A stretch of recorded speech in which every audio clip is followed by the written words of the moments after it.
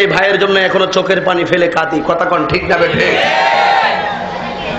আমার দয়াল নবী যেই মাত্র বললেন আমি চলে যাব মদিনা শরীফ, সঙ্গে সঙ্গে সিদ্দিক আকবরের চোখ বেয়ে পানি চলে আসলো। আমার নবী বললেন, হে আবু বকর, তুমি কেন চোখের পানি ফেলে ফেলে কাঁদছো? ইয়া রাসূলুল্লাহ, আপনার সঙ্গে খাবার খেয়েছি, আপনার পিছনে নামাজ পড়েছি, আপনি আমাকে রেখে চলে যাবেন? ইয়া রাসূলুল্লাহ, আমি কার চেহারা দেখে আমার মনের ক্ষুধা নিবারণ করব? আমার নবীজি তো জানেন কার প্রেমের পাওয়ার কত। আমার নবী জানেন ইমানের পাওয়ার কার কতটুকু, কত কেজি হবে। আমার রাসূল তো অন্তরের খবর জানার ক্ষমতা আছে নাকি না? আমার নবীজি বললেন, হে আবু বকর, তুমি অপেক্ষা করো, আমি তোমাকে নিয়েই মদিনা শরীফে যাব। আপনারা বলুন, সিদ্দিক আকবর আবু বকর সিদ্দিক রাদিয়াল্লাহু তাআলা আনহু নবীর সফর সঙ্গী হবেন, হিজরতের সাথী হবেন, এটা কি অর্থের কারণে নাকি প্রেমের কারণে? আরে ভাই, ওয়াজ বুঝেন না আগে। আজকে কি আপনারা এসেছেন টাকা দিয়ে আপনাদেরকে আনা হয়েছে, নাকি আপনারা প্রেমের কারণে আসছেন? প্রেম এমন এক বিষয় যেটা ধরা যায় না, ছোঁয়া যায় না, স্পষ্ট করা যায় না, এটা সম্পূর্ণ মনের ব্যাপার। কথা বলেন ঠিক না বেটে? আমার রাসূল বললেন, হে আবু বকর, আমি তোমাকে নিয়ে মদিনা যাব। নবীজি কি স্ব ইচ্ছায় যাচ্ছেন নাকি কাফেরদের যন্ত্রণা? স্বয়ং আমার দয়াল নবী আল্লাহ পাক ইচ্ছা করলেন, আল্লাহ পাক নবীজিকে অর্ডার করলেন, হে বন্ধু আপনি যান। আল্লাহ, আমার রাসূল তো আল্লাহ পাকের কথা ছাড়া একটা কাজও জীবনে করেন নাই। ওয়ামা ইয়ানতিকু আনিল হাওয়া ইন হুয়া ইল্লা ওয়াহয়ুন ইউহা। নবী গিয়েছেন, আল্লাহ বলেছেন, নবী করেছেন, আল্লাহ করে বলেছেন, নবীজি খেয়েছেন, আল্লাহ বলেছেন, আমার নবীজি সিদ্ধান্ত দিয়েছেন, আল্লাহ বলেছেন। আমার দয়াল নবীর সমস্ত কর্ম আমার আল্লাহ পাকের অর্ডার মোতাবেক। কথা বলেন ঠিক না বেঠি? অনেক বেয়াদবরা কয়, দুই পাতার মৌলবীরা কয়, আমার নবী যদি গায়েব জানে উহুদের ময়দানে গেল কেন? দন্ত মুবারক ভাঙবো গেল কেন? বেয়াদবদেরকে আমি জবাবটা দেয়া যায়, আমার নবী যায় নাই। আমার নবী জানতেন গেলে দন্ত মুবারক ভাঙবে, কিন্তু আমার নবীজিকে অর্ডার করেছেন আমার আল্লাহ, আমার নবী আল্লাহর অর্ডার পালন করেছে। এই শাহাদাতের জরিয়া করে, এই শাহাদাতের উসিলা করে, এই দন্ত মুবারক বিসর্জনের উসিলা করে আমার আল্লাহ পাক রব্বুল আলামিন তার হাবিবের হাজার হাজার কোটি কোটি উম্মতদেরকে জাহান্নাম থেকে জান্নাতের ফয়সালা করবে। কথা বলে না ঠিক না বেঠে? আল্লাহর হাবিব বললেন, হে আবু বকর, আমি তোমাকে নিয়ে মদিনায় যাব। সিদ্দিক আকবর বলেন, ইয়া রাসূলুল্লাহ, আমি খুশি হয়ে গেলাম। আমার নবী বলেন, আবু বকর, আমি দিনে যাব না, আমি রাতের বেলায় যাব। সিদ্দিক আকবর কথা শুনে বাড়িতে চলে গেলেন।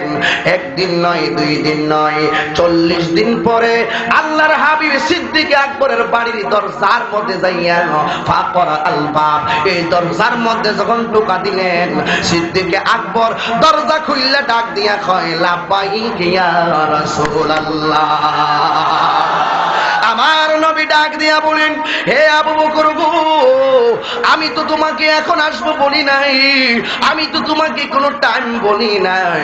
তুমি দিয়ে দেখলাম একটা ডাকের বেশি দুইটা ডাক দেওয়া লাগে নাই। বন্ধুরে আমার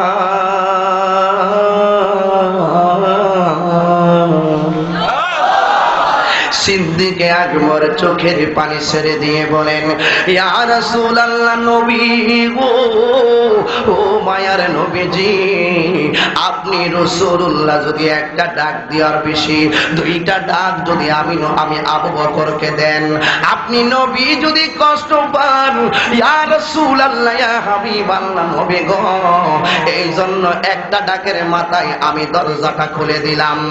এই ঘটনা সবাই জানেন। এরপর তারপর আমি বলে দিয়ে যাই, আমার নবীকে সিদ্দিক আকবর বলেন, ইয়া রাসূলুল্লাহ, নবী গো, আপনি যদি আমার একটা ডাকের বেশি দুইটা ডাক দেন, আপনি নবী যদি কষ্ট পান, আল্লাহ রাব্বুল আলামিন কোরআনের মধ্যে বলে দিয়েছেন, ওয়াল্লাযীনা ইউযুনা রাসূলাল্লাহি লাহুম আযাবুন আলীম। আপনি নবীর মনে যারা কষ্ট দিবে গো, এরা জাহান্নামের আগুনে জ্বলবে। ইয়া রাসূলুল্লাহ, আমি একটা ডাকের বেশি দুইটা ডাক দেওয়াইয়া আপনি নবীর আমি কষ্ট দিতে চাই নাই। এ আবু বকর, প্রথম ডাক দিলাম, হালকা করে ডাক দিলাম, যেহেতু ডানেও কাফের বাচ্চারা, বামেও কাফের বাচ্চারা, ওরা যদি টের পাইয়া ফেলে, আল্লাহর হাবিব এইভাবে যখন টোকাটা মারলেন, আবার নবী ডাক দিয়ে কই, আবু বকর, তুমি কি একদমই কি রাতের বেলা ঘুমাও নাই?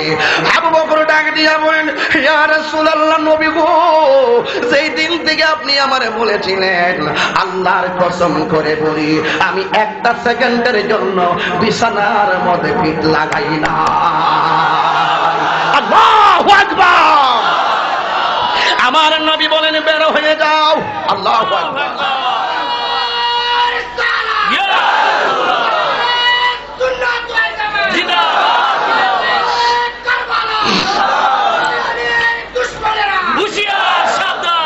আল্লাহর হাবিব ডাক দিয়ে বলেন, এ আবু বকর, চলো আমার সঙ্গে বের হয়ে যাও।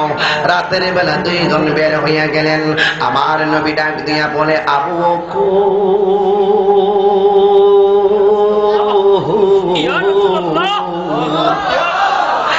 আমি নবী তোমার সামনে যাব, তুমি আমার পিছনে চলো। আমার নবী সামনে যায়, আবু বকর সিদ্দিক পিছনে যায়, কারণ নবীর সামনে যাওয়া বিয়াদবি। যাইতে যাইতে একটু সামনে গেলেন, আবু বকর কই, নবী গো, বিয়াদবি মাফ করবেন, এতক্ষণ আপনি আমার সামনে ছিলেন, এতক্ষণ আমি আপনার পেছনে ছিলাম, এখন আমি আপনার সামনে যেতে চাই, আমার একটু সামনে যাওয়ার অনুমতি দেন। আমার নবী বলেন, আবু বকর, তুমি যদি সামনে যাইবা বিয়াদবি হয়ে যাবে। আবু বকর কই, নবী গো, আপনার সামনে যাইয়া যদি এখন বিয়াদবি হয়ে যায়, এই জন্য যদি আমি সিদ্দিক আকবর যদি জাহান্নামী হয়ে যাই, জাহান্নামী হইয়া যাব, তারপর আপনি নবীর সামনে যাব। আমার নবী ডাক দিয়ে গো, হে আমার আবু বকর,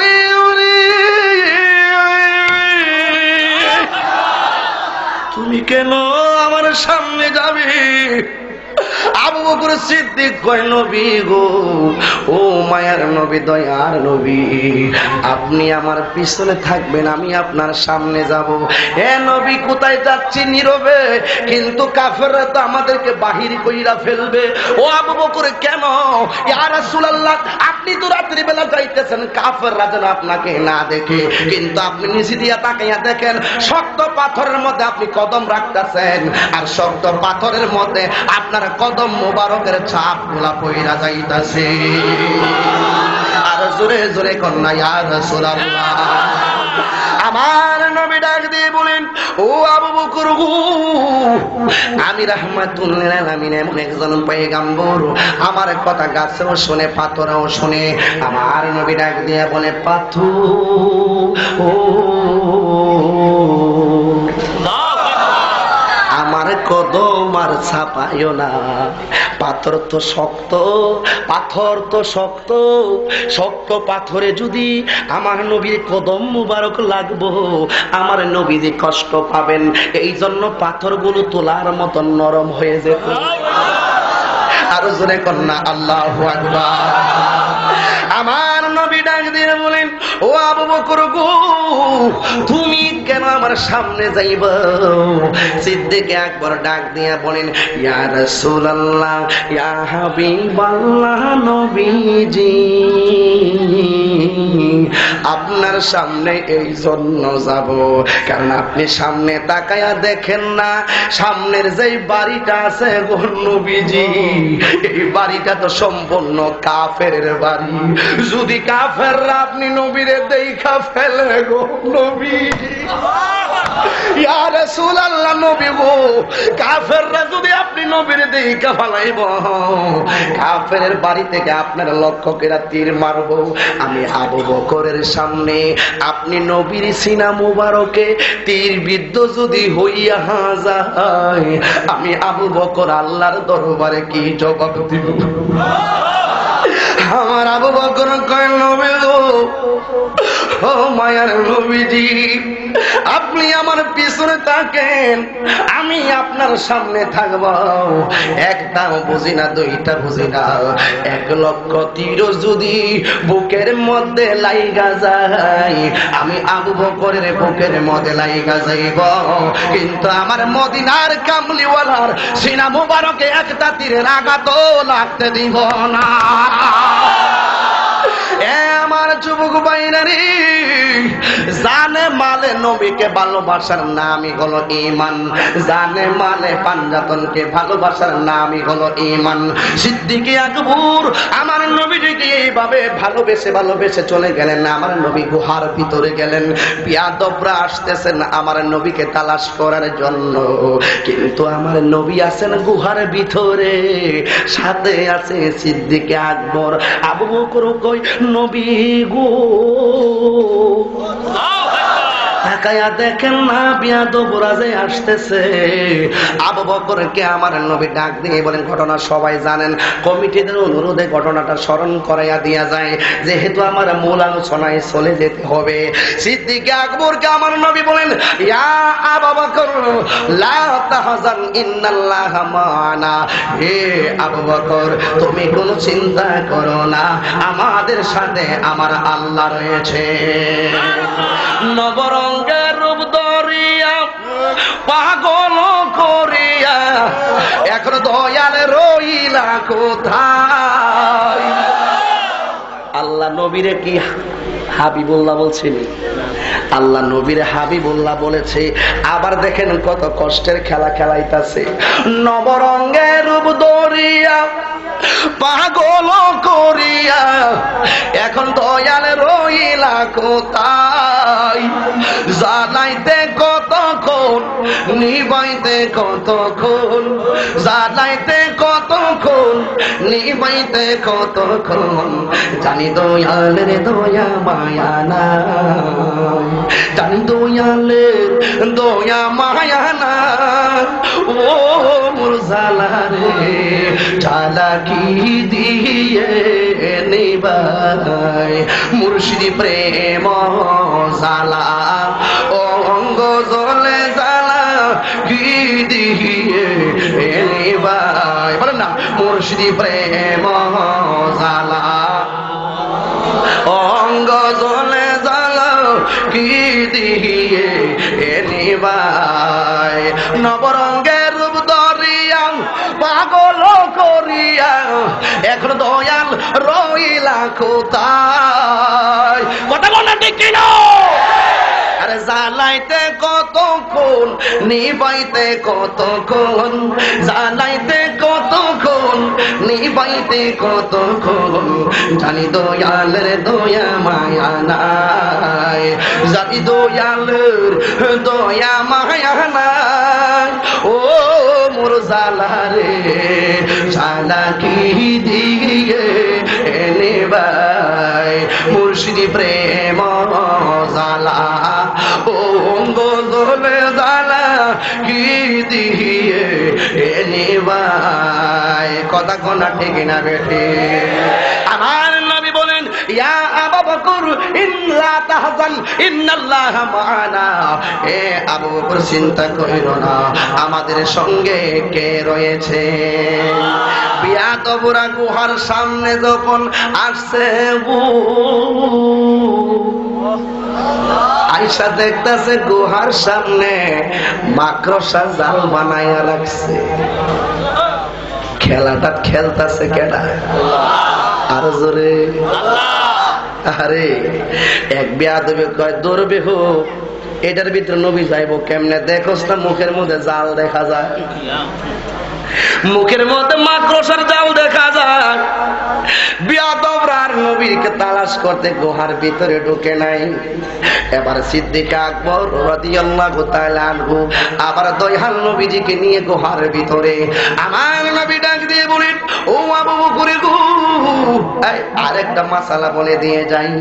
আমার নবী যখন গুহার ভিতরে গেলেন, সঙ্গে সঙ্গে সিদ্দিক আকবর দেখতেছেন ডানে অনেকগুলা ছিদ্র দেখা যায়, বামে অনেকগুলা ছিদ্র দেখা যায়।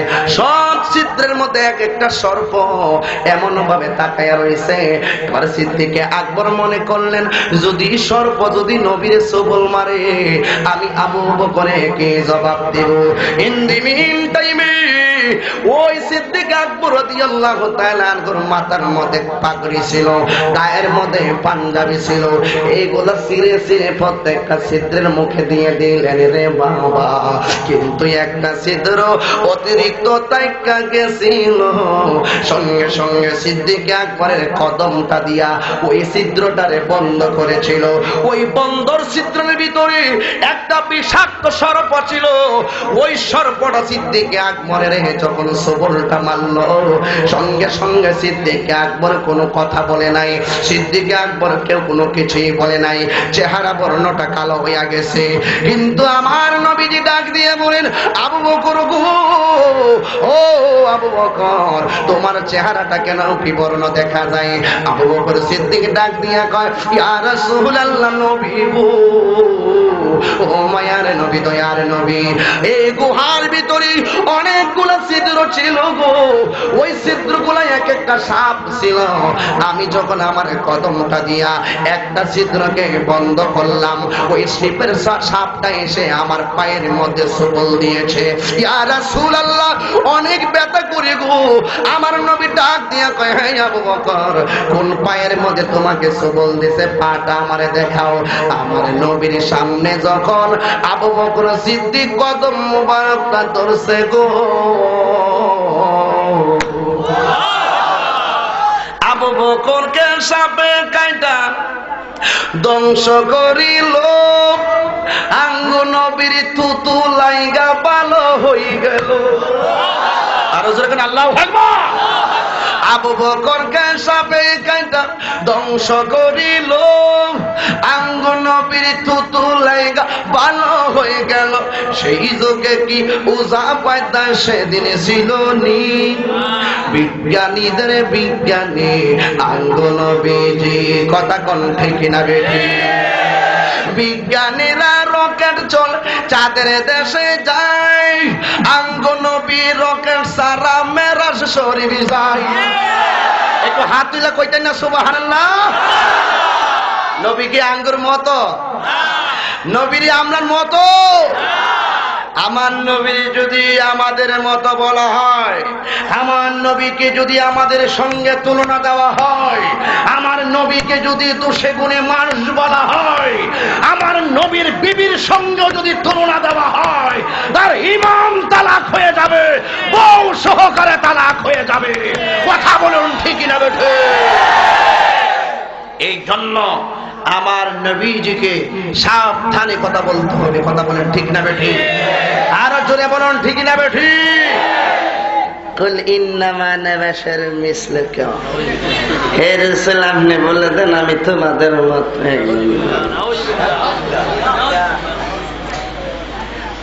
আমার দয়াল নবীর কদম মুবারকের তলা মুবারক থেকে মাথার চুল মুবারকের আগা মুবারক পর্যন্ত নূরুন আলা নূর। কথা বলেন ঠিক না বেঠি?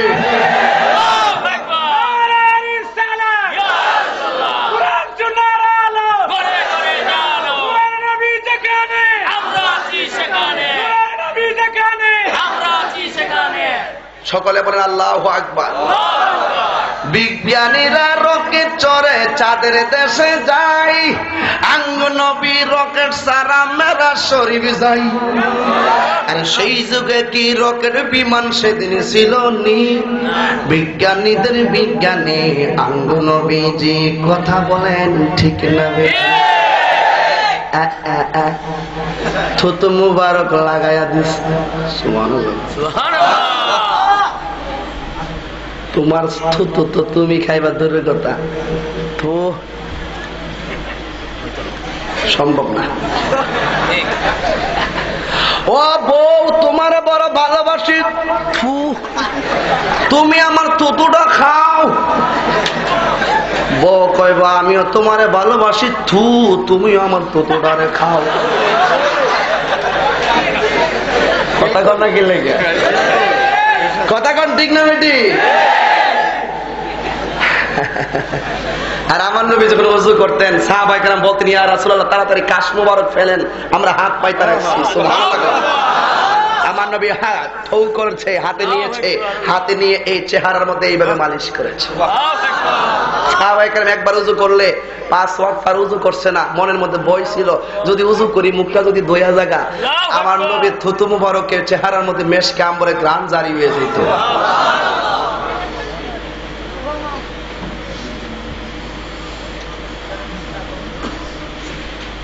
আমার নবী কয় আবু বকর লা তাহজান, চিন্তা করো না, ইন্নাল্লাহা মা'ানা, আমাদের সঙ্গে কারা আছে? আল্লাহ। কাফেররা জন গেছে গা, আমার নবী আবু বকর আমাদের সাথে নাই কারা আছে? আল্লাহ। আল্লাহ সাথে পিছন দিক দিয়ে একটু তাকাও তো দেখি। পিছন দিক দিয়ে একটু তাকাইছে, তাকাই দেখতাছে একটা পাহাড়ের ভিতরে জায়গা মাত্র এতটুকু জায়গা ছিল, কিন্তু পিছন দিক দিয়ে তাকাই দেখতাছে আমার আল্লাহ কুদরতি সুন্দর একটা রাস্তা করে দিয়েছে। সুবহানাল্লাহ। আর জোরে কন্যা সুবহানাল্লাহ। মক্কার মানুষ নবীরে চিনে নাই, মদিনার মানুষ নবীজিকে ফুল দিয়ে বরণ করে। কথা কোন ঠিক কিনা? طلع البدر علينا من سنيئات الوداع وجبت الشكر علينا مدعان الهدى। অর্থ কি? طلع البدر علينا, আমাদের মাঝে পূর্ণিমার চাঁদ উদয় হয়েছে। আরো জোরে দেখছেননি? আরবিতে গান গাইছে, কিসে? আরবিতে গাইছে। আর আমরা হুজুররা আশরাফুল বাদুর সাহেব আর আমরা হুজুররা যদি মিল্লা যদি গাই, সকালবেলা উঠটা বিয়া তো আমরা গান গাই। এটার আবার আমরা বাঙালিরা বাংলা বানাইছি। এক সাবুরি রক্তের বিনিময়ে বাংলার স্বাধীনতা আনলে যারা, আমরা তোমাদের ভুলবো না, আমরা তোমাদের ভুলবো না। বাংলা আমাদের ভাষা, আরবরা গাছে আরবিতে, আমরা গামো বাংলাতে, এটাই স্বাভাবিক। কথা কোন ঠিক না বেঠে? বিদ্যালয় মোদের বিদ্যালয়, এখানে সভ্যতারই ফুল ফোটানো। ৭১-এর মা জননী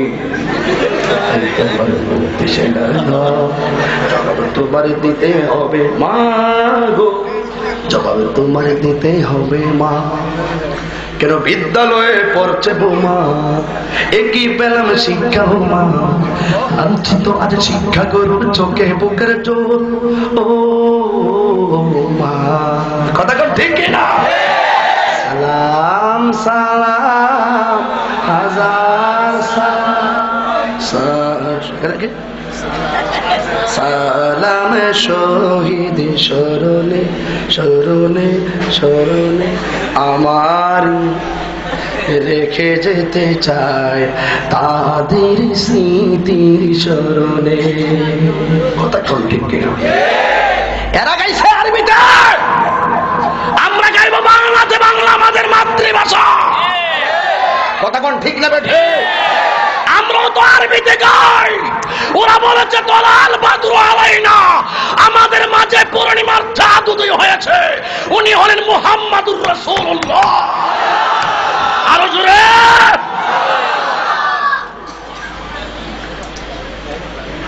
আমরা এটা বাংলাতে কই, লোকে বলে আমার দেশে নাকি চাঁদ এসেছে, লোকে বলে আমার দেশে নাকি চাঁদ এসেছে। নগ নয় চাঁদ নয়, আল্লাহর হাবিব এসেছে। এই সুরে কন্যাকে লেগে সুবহানাল্লাহ গো।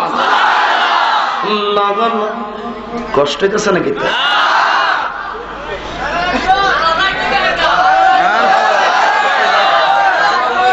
সারা রাত না থেকে উপায় নাই, যেমনি বের দিচ্ছেন আপনাদের সাথে ভালো একটা সম্পর্ক না করলে বাইরে যাওয়া সম্ভব না, সেট করে দিতাম না। আল্লাহু আকবার, জোরে কোন।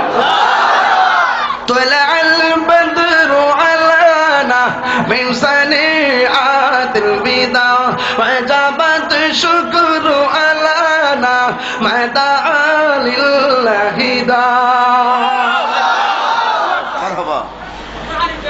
কিসের চাঁদ এসেছে?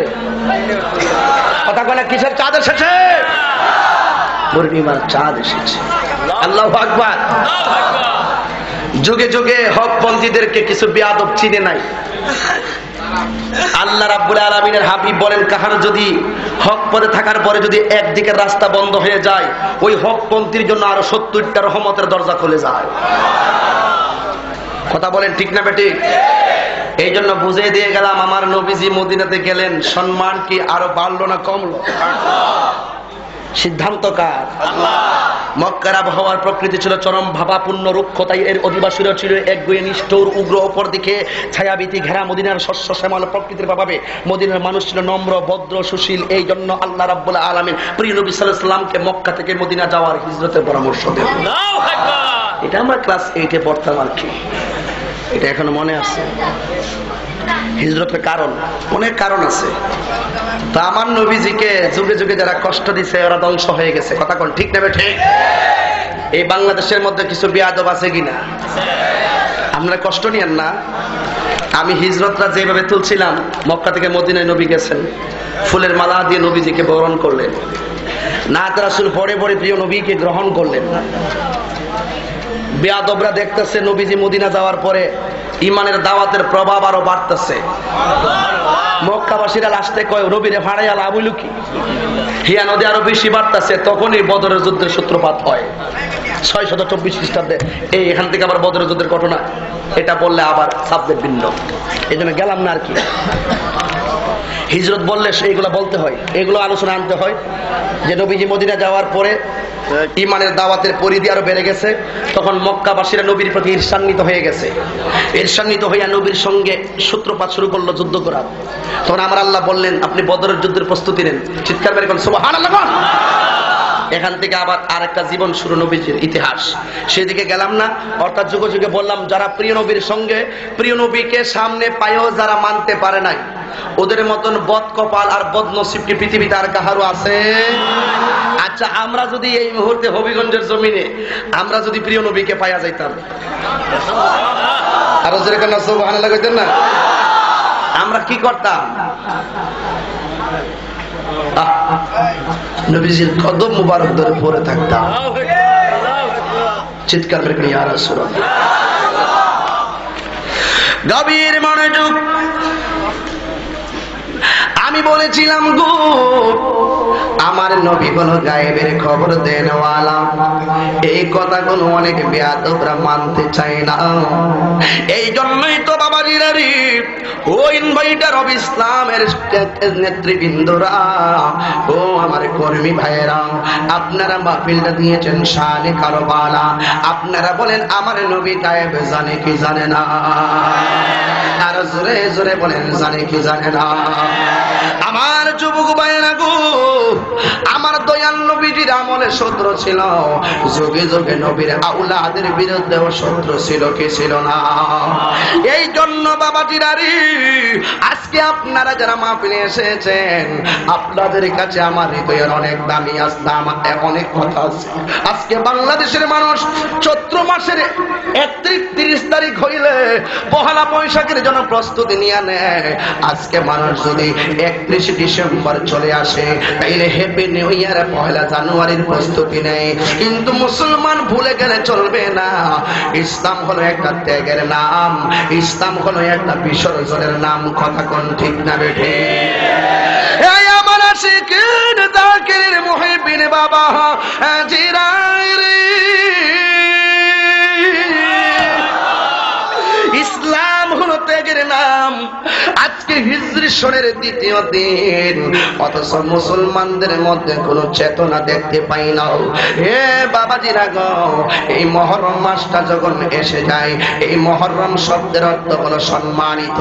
এই দিন আল্লাহ পৃথিবী সৃষ্টি করেছেন, এই মাসে আমার আল্লাহ পৃথিবী ধ্বংস করবেন।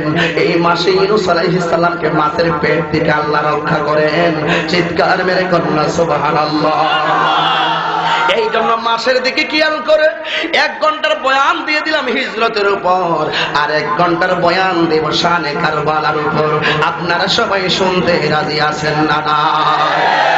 আমার নবীজিরা যেমন বেঈমানরা ছাড়ে নাই, ওই বিয়াদবরা যেমন করে আমার নবীর বিরুদ্ধে আচরণ অনেকে করেছে।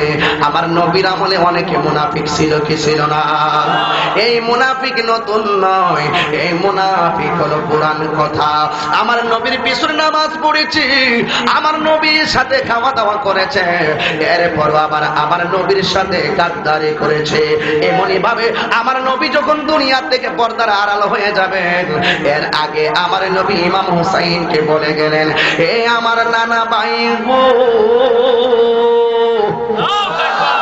আমি নবী তোমার বলে যাই, যেদিন দেখবা তোমার গোড়ার পাগুলো মাটির নিচে ডেবে গেছে, যেদিন দেখবা খেজুর গাছের মধ্যে আঘাত করলে খেজুর গাছ থেকে রক্ত প্রবাহিত হয়, সেই দিন মনে করো গো, ওই জায়গার মধ্যে তুমি হুসাইন শাহাদাত বরণ করবে। চিৎকার মেরে কন্যা আল্লাহু আকবার। আমার নবী গায়েবের খবর দেন ওয়ালা, কথা ঠিক না? আজকে বাংলাদেশের সব মৌলবীরা কিন্তু কারবালার ওয়াজ করতে না, সত্য নাকি? সব মৌলবীরা কারবালার ওয়াজ করবে না। আপনারা রাগ করেন না আমার সাথে। এই জুতা, এটা বসাছেন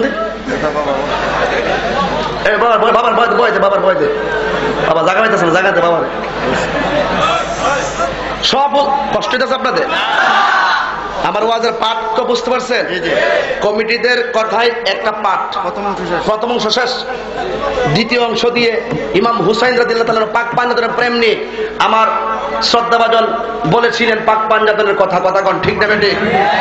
এই জন্য নিয়ে যান, বাড়িতে নিয়ে যান, এই সারা মাসটা ইমাম হুসাইনের প্রেমে পাগল হয়ে যান।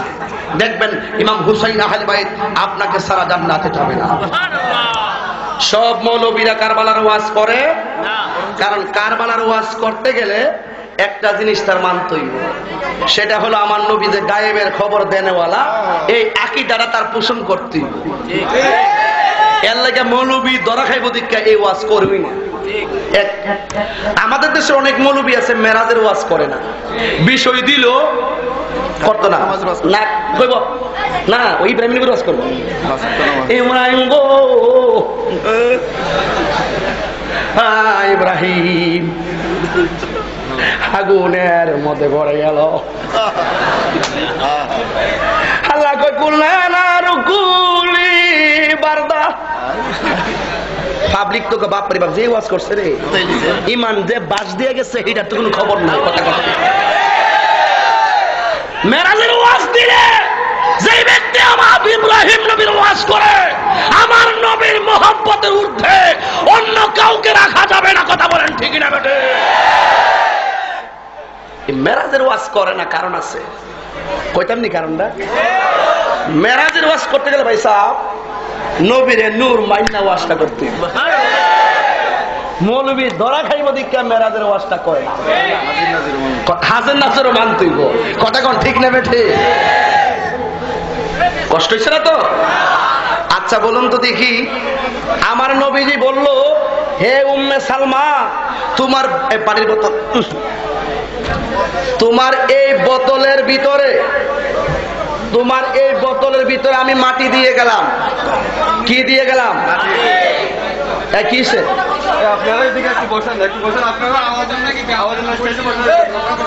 তোমার বোতলের ভিতরে আমি মাটি দিয়ে গেলাম। আল্লাহু আকবার জোরে কোন। যেদিন দেখবা এই মাটিগুলো রক্ত হয়ে গেছে, সেদিন মনে করবা আমার কলিজার টুকরা শহীদ হয়ে গেছে। এটা কিসের খবর? এটা কিসের খবর? গায়েবের খবর। ঠিক এই মুহররমের মাসে সুবহানাল্লাহ, সংক্ষেপ করে দিলাম, যেহেতু আমি 1 ঘন্টা সময় ব্যয় করে ফেলছি, এই জন্য শুরু থেকে টান দিলাম না, মাঝখান থেকে শুরু করলাম, শেষে যাবো। কিন্তু মূল ঘটনা, ইমাম হুসাইন রাদিয়াল্লাহু তাআলা আনহু 72 জন সৈন্য নিয়ে, জোরে কোন কয়জন? কুফাবাসীরা কইছে আপনারা আইন, আপনারা আইলে আপনাদের কাছে বায়াত রাসূল গ্রহণ করুন, আপনারা আসেন। ষড়যন্ত্র ছিল, ওরা মুসলমান ছিল, বগলের নিচে কোরআন শরীফ ছিল, ফুরাতের পানি দিয়ে উযু গোসল করছে, 5 ওয়াক্ত নামাজও পড়ছে, কিন্তু নবীর পরিবারের সঙ্গে ষড়যন্ত্র শুরু করছে। আসেন, আপনার কথাই আমরা চলবো, কিন্তু ভিতরে ছিল মুনাফিকি।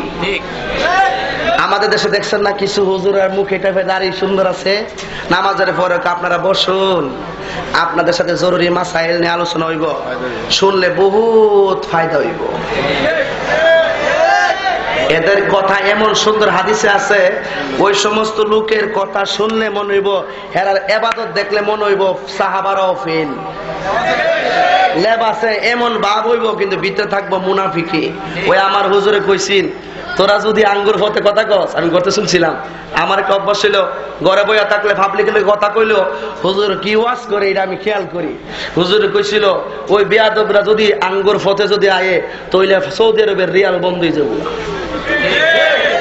রিয়ালের কথা কইছেন নিও, তাইলে বলছে আমার রেওয়ায়াতটা সঠিক আছে, সব বুঝে পেয়েছা। আল্লাহু আকবার, জোরে কর। 70 জন মতান্তরে 72 জন লইয়া গেছে কুফার প্রান্তরে। মুরব্বীরা কইছিল, হুসাইন, কুফাবাসীর হাতের লেখা যদিও সুন্দর, কিন্তু এদের তলোয়ারের ব্যবহার ভালো না। ইমাম হুসাইন রাদিয়াল্লাহু তাআলা আনহু 72 জন সৈন্য নিয়ে গেছে। দেখেন, আমার নবী যেমন কাহারও সঙ্গে নিজে যুদ্ধ করে নাই, বেঈমানরা যুদ্ধ করতে আইছে, শুধু নবী প্রতিহত করছে। কথা কোন ঠিক না বেটি? ঠিক আহলে বায়াত কেমন নবীর নাতি, নাতির মাঝে নবীর আদর্শ, তিনিও বেয়াদবদের কথা শুননা, মুনাফিকের কথা শুননা গেছে, যাওয়ার সময় ছোট্ট সন্তান নিছে, পরিবার নিছে, বাতিজারের নিচে কুশবদ্ধ তলোয়ার লয়ে গেছে। কিন্তু যদি যুদ্ধ করার খেয়াল থাকতো, অবশ্যই শক্তিশালী অস্ত্র শস্ত্র নিয়ে যাইতেন। কথা কোন ঠিক না বেঠে? যেই মাত্র কুফার প্রান্তরে গেছে, সঙ্গে সঙ্গে এই ঘোড়ার পা গুলো মাটির নিচে দেবে গেছে। ওই আমার নবীর গায়েবের খবর। যদি ওই দিন কারবালার জমিনে ঘোড়ার পা মাটিতে না ডাবতো, তাহলে বিয়াদবরা এই দলিল ধরে ফুজি করে আমরা ঠকাইবার লাগাই দিল। তো নবী দিয়ে হয়ে গেছে কারবালার মাঠে ঘোড়ার পা ডাববো, কই ঘোড়ার পাও দিয়ে ডাবছে না, ইমাম হুসাইন দিয়ে শহীদ হয়ে গেছে গা, নবীর কথা মিশা হইছে। এত দলিল থাকার পরও গায়েবের খবর মানতে চাই না, গায়েব মানতে চাই না। এই জন্য যখন ঘোড়ার পা মাটিতে ডেবে গেছে, সঙ্গে সঙ্গে ইমাম হুসাইন নবীজির কথা মনে হয়ে গেছে। থামো, চুর পরিমাণ সামনে যাওয়া যাবে না। আমার নানাদার বলেছিলেন, যেখানে ঘোড়ার পা মাটিতে ডেবে যাবে, সেই জায়গায় হবে আমাদের জন্য শাহাদাতের সেন্টার। আল্লাহু আকবার, জোরে কর। সকলে করি ইয়া রাসূলুল্লাহ। গভীর মনোযোগ, শুরু হয়ে গেল কিন্তু আজ। পরিবার পরিজনদের জন্য সুন্দর করে তাবু যখন টানায়া দিছে গো, সখিনা তাবুর ভিতরে চলে গেলেন, হযরত সরবানো চাদরের ভিতরে চলে গেলেন, জৈনব একেবারে পর্দার ভিতরে চলে গেলেন। এর দ্বারা একটা উদ্দেশ্য হলো, এ দুনিয়ার নারী সমাজ, মা বোনেরা গো, আমার দয়াল নবীর আওলাদ ওই হযরতে ইমাম হুসাইন রাদিয়াল্লাহু তাআলা আনহু তাবুর ভিতরে পরিবার পরিজনদেরকে ঢুকাইয়া দিলেন। তার মানে হইল, যুদ্ধের ময়দানেও আমার দয়াল নবীর আওলাদ মা বোনদেরকে পর্দার শিক্ষা দিয়েছেন। কথা বলেন ঠিক না বেঠিক? এ আমার বন্ধু,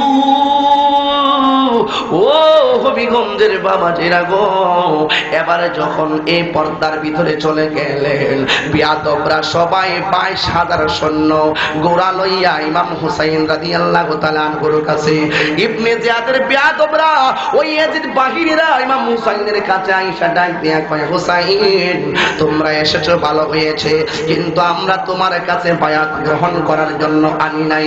তোমরা আমাদের নীতিকে, আমাদের মতামতকে সমর্থন করো। ইমাম হুসাইন তো নবীর আওলাদ, তিনি ডাক দিয়া বলেন, বিয়াদবরা রে, এ পাপিষ্ঠ মুনাফিকের দল, যারা কথা দিয়া কথা রাখে না, এরা কোনোদিন আমার নবীর আদর্শ সৈনিক হতে পারে না, আমার নানা জাতের দলের লোক হইতে পারে না। কথা বলেন ঠিক না বেঠি?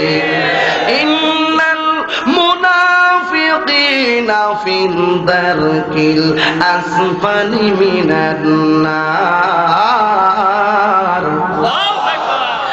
মুনাফিকের জায়গা হবে জাহান্নামের নিচে।